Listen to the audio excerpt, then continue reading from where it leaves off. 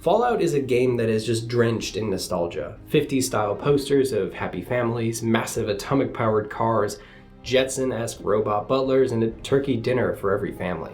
It's an alternate world, or at least was a world, molded by pure capitalism led by cola companies and great household innovations made by defense contractors. It was the good old days when America was the hegemon with the bomb. You could get a gold watch and a pension still, and every house had this newfangled thing called a microwave. Fallout wants to poke fun at it, but it's also this tropey nostalgia that the series just can't find a way to escape.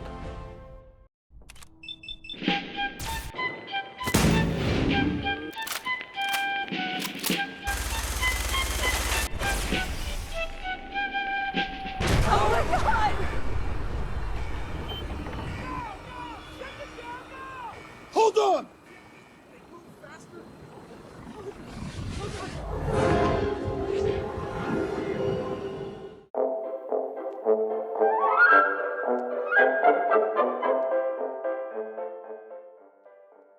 Sierra Petrovita's the name. Good to see a new face in Girder Shade. Sierra Petrovita is a recurring character you run into in Fallout 3 and then the Nukaworld expansion of Fallout 4. She's a Nuka-Cola obsessed wanderer. In Fallout 3, she's become addicted to the cola and has spent her entire family's cap fortune obtaining artifacts, toys, and tchotchkes. I take it you're here to check out my Nuka-Cola collection and take the tour. 10 years later, she leaves her DC-era Nuka-Cola Museum for the Boston-area Nukaworld, the Disney-tinged theme park and office of J.C. Bradburton, the inventor of Nuka-Cola. She asks you to find a secret message throughout the park that will unlock Bradburton's office and give her the crowning jewel of her collection. Now I know what you're thinking. Bradburton's long gone. Who cares about the contest anymore? Well, I'm betting that somewhere in his office is the original Nuka-Cola formula. If you go through with Sierra's quest by hunting down all of the hidden letters throughout the park, in a nod to Christmas Story, it spells out refreshing, you enter Bradburton's personal vault and you find his disembodied head resting on a stack of pre-war computers. You trespass in my private vault, in my office, in my amusement park, and you have the gall to treat me like some joke. You discover that in exchange for using Nuka-Cola's chemists to fabricate weapons for the military, Bradburton was granted eternal life, a bait and switch that has left him spending 200 years as a disembodied head. A weapon? I don't believe it.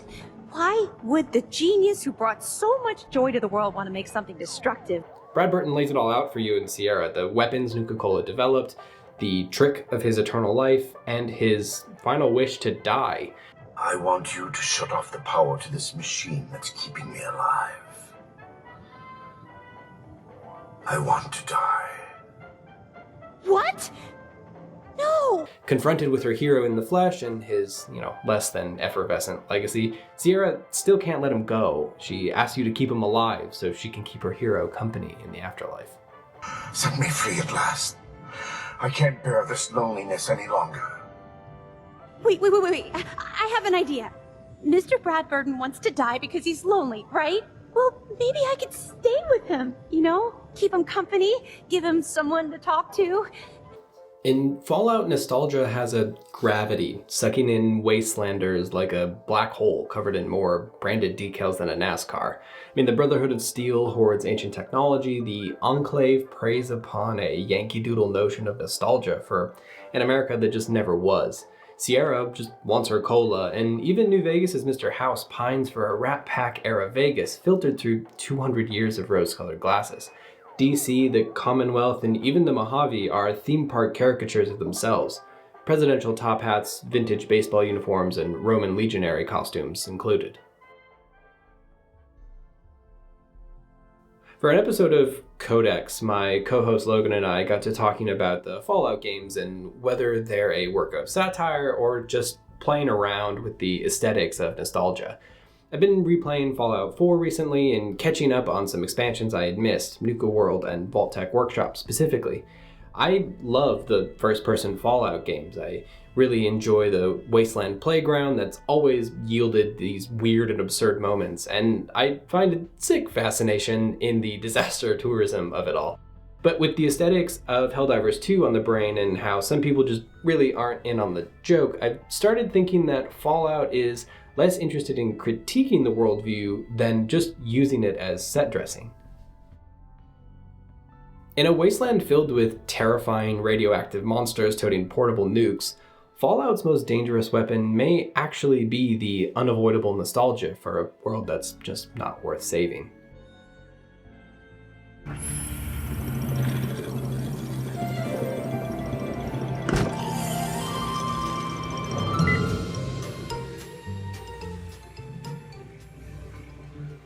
Perhaps the best example is the Vault-Tec vaults. The hero of almost every game and TV series now emerges from a vault, an underground shelter replete with corporate sponsorship, iconic jumpsuits, and a lovable mascot. Your player character is usually one of the lucky ones, living a mostly normal life in a control vault. As you wander the wasteland, though, you'll stumble across the remains of experiments gone wrong. Gary!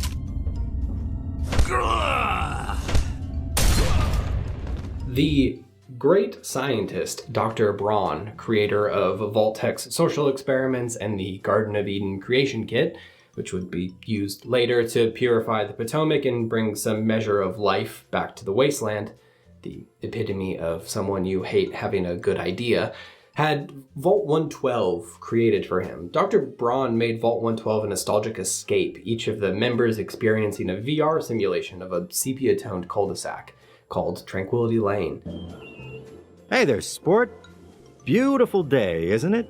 The nostalgia is a trap, though. The quaint suburb that could never exist isn't enough for Dr. Braun. Instead, trapped within his life-sustaining VR pod, Dr. Braun turned Tranquility Lane into his own personal slasher film, murdering the residents, wiping their memories, and doing it all over again. It is my greatest achievement. The best of the many simulations I've run in these 200 years. The sepia memory of the perfect American neighborhood devolves into a horror because it's not real, and it never has been. The dream became a nightmare. It has to end. It just has to. Just like Sierra and her Nuka-Cola, discovering the artifice of the nostalgia we seek can yield only one thing: disappointment. Do you realize what you've done? You've triggered the failsafe, ruined everything. Almost all of the vaults based on the genius of Dr. Braun are murder dungeons of one variety or another, though for our discussion today, one stands out among the rest: Vault 88. When you first arrive at Vault 88, it's little more than a large cave system and a bunch of rad scorpions. Quickly, you run into a ghoul named Valerie Barstow. My name is Valerie Barstow, and I was to be the overseer of this vault. After the bombs fell, she was trapped in this cave complex for over 200 years, only sustained by her fanatical devotion to Vault-Tec and the experiments they entrusted her with. It's all I've been thinking about, dreaming about, for hundreds of years. Much like Sierra Petrovita, Overseer of Nothing Barstow needs your help to achieve her branded dream. A lot of help.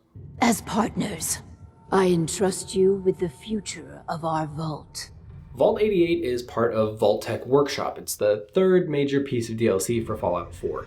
It was marketed as a way to create a massive vault and attract new dwellers with pre-war industrial kits, complete with retro nostalgic furniture, lighting, and art, where you can run Vault-Tec approved experiments to learn what makes an ideal citizen.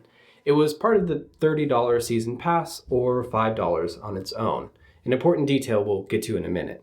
When you first meet Overseer Barstow, she tasks you with just that, using the settlement tools to build Vault 88, then populate it with test subjects.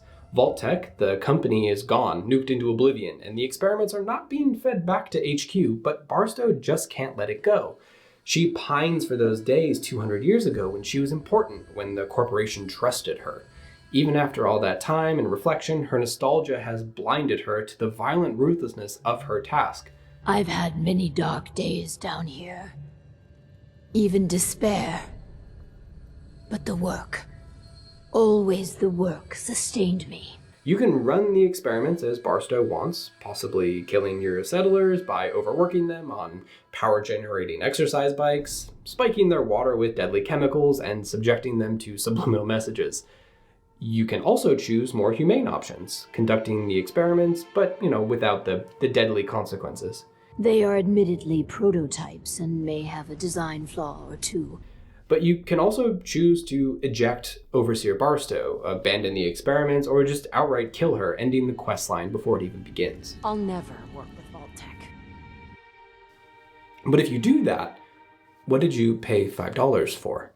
The world's a big place, and you should never underestimate Vault Tech. I love the retro-futuristic furniture, and my god, I craved some scrubbed-clean building materials in Fallout 4. But every step of the questline to populate the vault, I felt this tug of friction. Am I, the player, being sucked into the same nostalgic gravity that Barstow is? The opportunity to finally design your own vault, complete with the robot butlers, cafeterias, and laundered jumpsuits, has a pull. But at what cost? How far do you go? How big do you make your vault, altruistically building a better future underground, only for each dweller you lure there to become a lab rat? The Vault Tech Handbook urges overseers to refrain from using that word. Each experiment, humane treatment or otherwise, it's still an experiment. It's just evil shit conducted at the point of a $5 DLC gun. Oh, how far we've come since horse armor, right? As much as these games want to poke fun at the world they've built, Fallout is a game made in our own hyper-capitalist reality. The nostalgia it exploits is just a 50s-ified version of our current branded hell, undermining the game's ability to satirize its own worldview. You need only look at the dissonance between Vault Tech's in-game social experiments and Funko Pops of Vault Boy.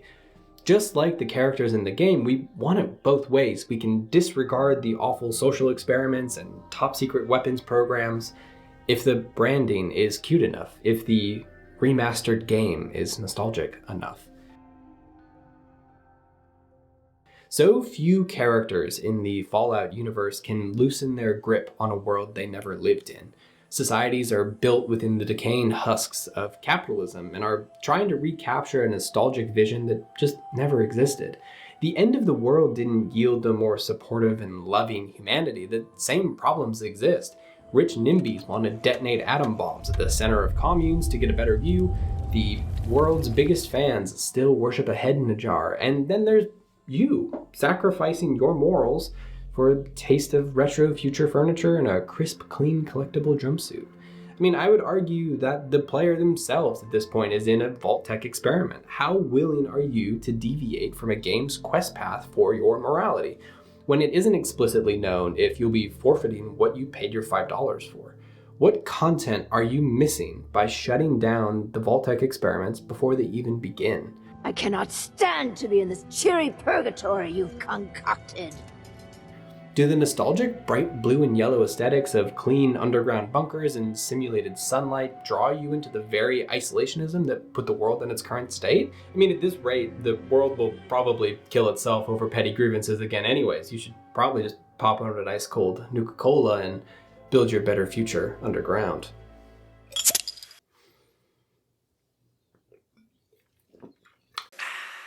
Refreshing. The letters definitely spell refreshing. It's simpler than I was expecting. Thanks for watching, and we'll see you next time.